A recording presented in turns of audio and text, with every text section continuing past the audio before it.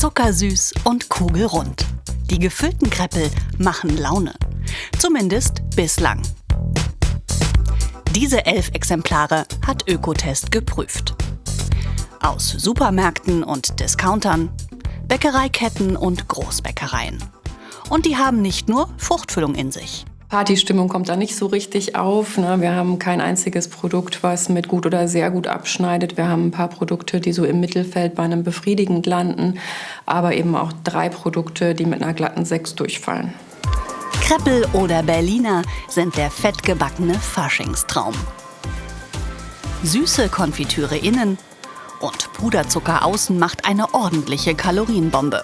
50 bis 80 Gramm wiegt ein Gebäckstück und hat etwa 300 bis 400 Kalorien. Etwas mehr als der beliebte Schokoriegel. Ein Übermaß an Zucker, Fett und Kohlenhydraten hat natürlich so seine Folgen.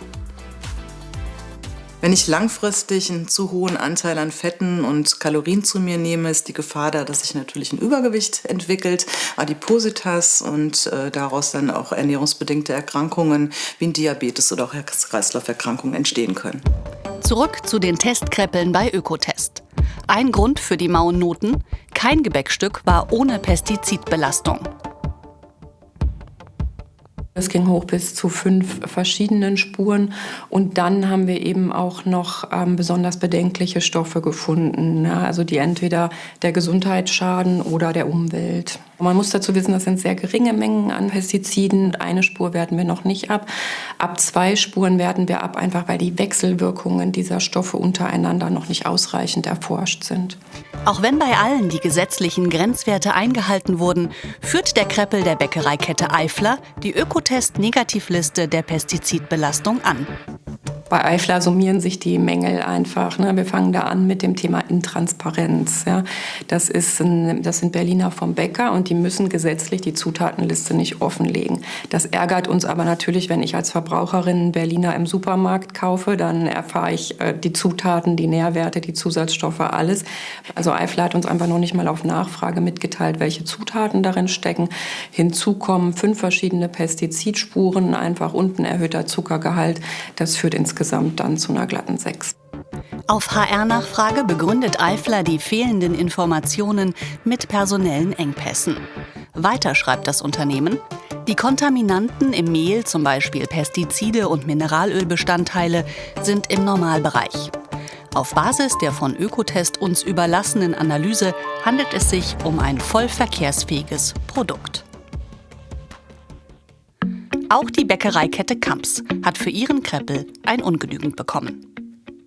Bei Kamps summierten sich die Mängel auch einfach, und die patzten einfach schon beim Thema Zusatzstoffe. Also wir haben da ein natürliches Aroma drin, das soll immer da die Zutaten aufpeppen, wo die natürlichen Zutaten nicht ausreichen. Wir haben Phosphate drin, die können zu viel davon, kann die Nieren schädigen. Und auch da kommt ein erhöhter Zuckergehalt dazu und wieder Pestizide. Also auch da können wir insgesamt dann einfach nur sagen, das ist ein Ungenügend.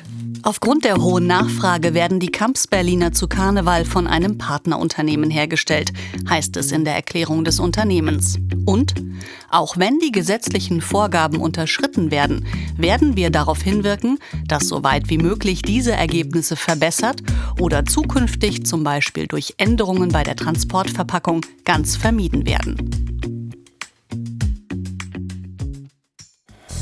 Viel Zucker ist eigentlich keine Überraschung, wenn es um Gebäck geht. Die Weltgesundheitsorganisation WHO empfiehlt maximal 25 Gramm Zucker am Tag für eine erwachsene Person. Die Berliner, die deklarieren müssen, wie viel Zucker sie enthalten, das sind also die Berliner aus den Supermärkten und Discountern, haben durchschnittlich weniger Zucker als die eben beim Bäcker, die das nicht deklarieren müssen. Also da sehen wir so ein bisschen einen positiven Effekt von der Deklarationspflicht. Zum Vergleich: Die Bäckereikreppel von Kamps mit 17,6 Gramm Zucker pro Stück und Eifler mit 15,4 Gramm liegen über der Hälfte der WHO-Tagesempfehlung, an der sich Ökotest mit seiner Bewertung der Kreppel orientiert. Und so bekommt der Kreppel von Lidl mit dem geringsten Zuckeranteil von 10,1 Gramm und einer Pestizidspur ein befriedigend. Also schießt sich der Kreppel doch nicht ganz ins Faschings aus? Man kann ruhig auch mal einen Kreppel essen, meinetwegen auch 2 am Tag. Die Fastnachtszeit ist relativ kurz und das Jahr hat 365 Tage. Da bleibt genug Zeit, um das Ganze auch wieder auszubalancieren. Schließlich ist der Kreppel eine Süßigkeit. Und die gehört zu Fasching wie das dreifach donnernde Hello.